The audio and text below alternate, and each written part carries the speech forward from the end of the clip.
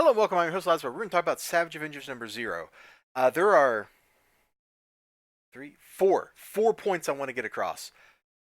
Point 1, it's a reprint, mostly. Point 2, there's a little framing story. We'll talk about that first. So, Doctor Strange is all rolling up on Krakoa. And the mutants are like, normies aren't allowed. Which, okay, sorry, I know I haven't really been following, like, modern X-Men stuff. But doesn't the mutants having their own country where non-mutants cannot go, like, isn't that directly in contradiction to Professor Xavier's beliefs?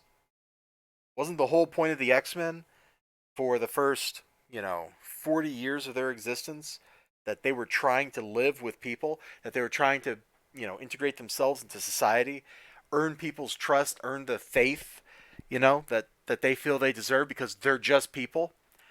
And now they've exiled themselves, they segregated themselves. That's the total opposite of everything they've ever stood for.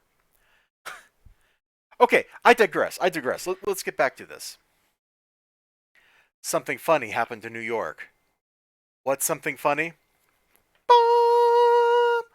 Yeah, Manhattan is no longer Manhattan. It's been taken over by Goth's magic. He has turned it into like an ancient fantasy city. And just kind of ground you in the era of comics this is in. Oh yeah, look, there he is. There he is, Goth, looking very cool and gothy. Over here, you've got the army trying to break in. But this is just how you know you're in X-Men when the X-Men are good. You get down here, oh, you've got X-Men lined up with real heroes like the Avengers. Filthy mutant vermin. This whole mess is probably their fault. They ought to be stamped out once and for all because, the X-Men can never do anything right. That's something that's missing from modern X-Men. Also, wasn't it like Avengers vs. X-Men or something? Like one of those series not too long ago where basically they made like Cyclops like the villain because he didn't want mutants dying? Like, ah! So, whatever. This is going to turn into a rant about the X-Men, and I guess that's appropriate because this is from the Uncanny X-Men. So, Goth has transformed New York. And so now we've got Storm and the Morlocks fighting, because there's Callisto, there's Storm. This is great classic stuff. As you might know, they did this for real for leadership over the Morlocks. Very classic Storm design with the Mohawk. Not my favorite Storm, but very classic. And I like it, too. I would rather like that very early 90s, late 80s Jim Lee, the beautiful white mane of hair, all that stuff. But I'm not going to argue with Mohawk Storm because Mohawk Storm's kind of cool. Everything is a mess because Goth's magic busted it out. Like, look over here. We've got, like, Caliban, Professor Xavier fused into a single being. You've got Selene lurking around. Everybody's coming out to party. You got the Avengers getting together. Captain America as a barbarian. I'm down, man.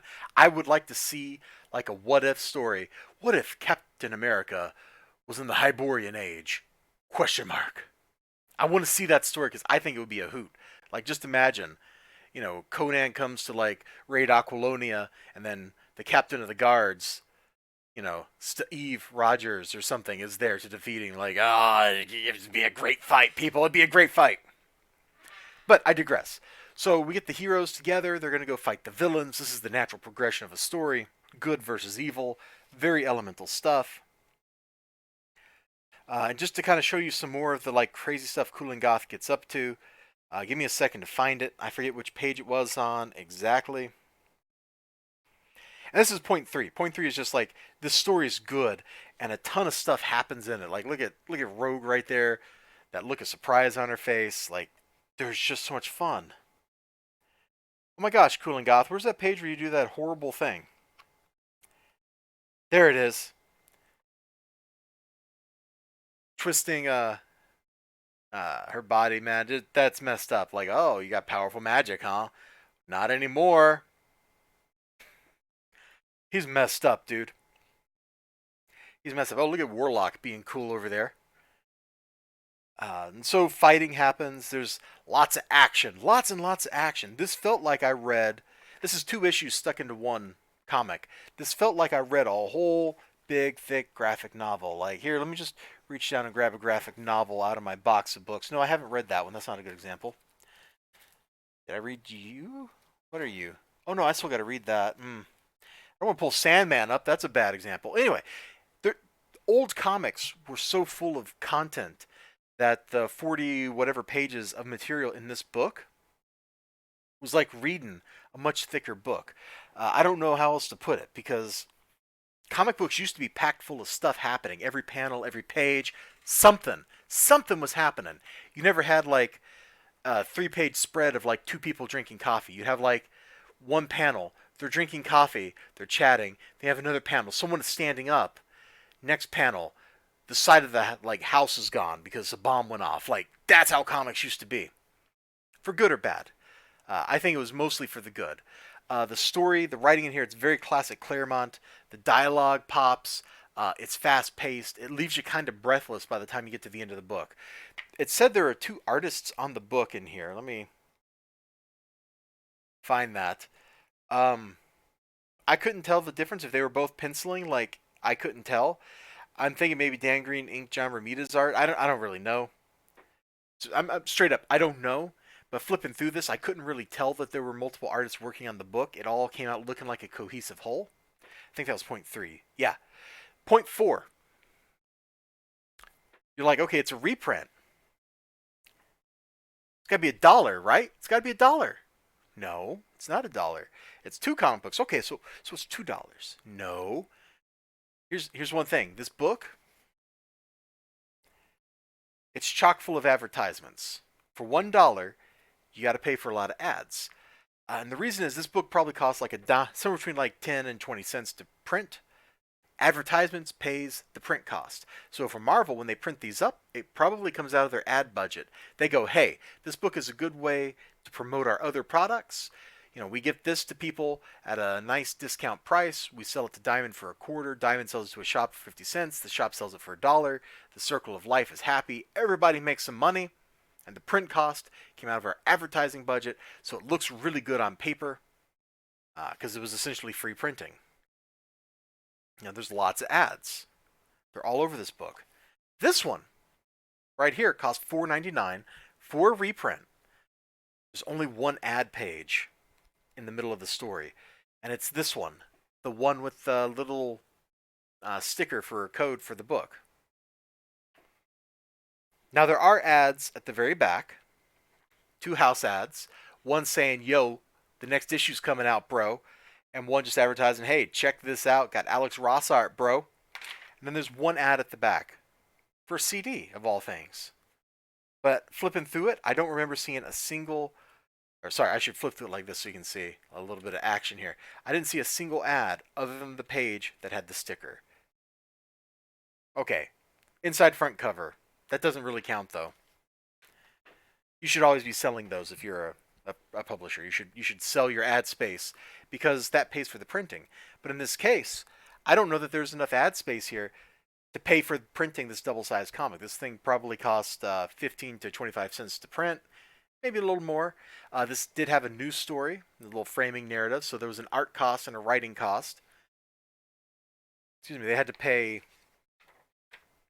I don't know what Marvel pays per page, but you're probably looking at pencils, inks, colors, and writer, somewhere between like $500 and $1,000 a page. They better be paying that much. You're in the big leagues, bro. You should be paying your people. And there's, I don't know, a few pages here. So let's just call it like there's a dozen pages. So you're looking at $12,000 in production costs. Man, comic books have such low margins, don't they? Honestly, I don't see how any of these companies are still in business or how stores are still in business, how anybody's in this business and making money. Like you're looking at a $12,000 startup cost. You're probably selling 20,000 copies of this thing. You're selling this to Diamond for maybe $1. So that's 20,000 bucks. If you don't have a bunch of ads spending your print costs or covering your print costs, you are not making a lot of money here. Now, I'm just pulling these numbers out of thin air. I don't know what Marvel actually pays at their Canadian printer per page. I don't know what their page rates actually are. So there's, whatever, right? But there's no ads. So that made me very happy when I realized there were no ads, and it didn't happen until I got to the end of the story. I'm like, wait a minute, there wasn't a single ad in there. Turns out I was wrong. There was like that one ad with the sticker page, and I just don't remember seeing it. But super low on ads. This book definitely earns its price tag. It's 2 issues, so you're paying like $2.50 per issue for a great story. With a maybe it's $2 per issue with the great story, and then you get like 50 cents or $1 for like the bonus price of the wraparound story that kind of feeds you the narrative. Whatever. At the end of the day, I was very happy to have read this. It was fun. It was so much fun. It makes me want to go pull out all of my old XMen issues and just sit down and reread that stuff instead of reading new comics. So good or bad, that's where I'm at. You all have a great day, great night, great whatever you got going on.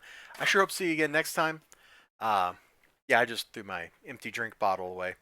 I know you got to hear that. It was like very dramatic. Anyway, bye bye. Thank you so much for joining. Take care of yourself, and I sure hope to see you again next time.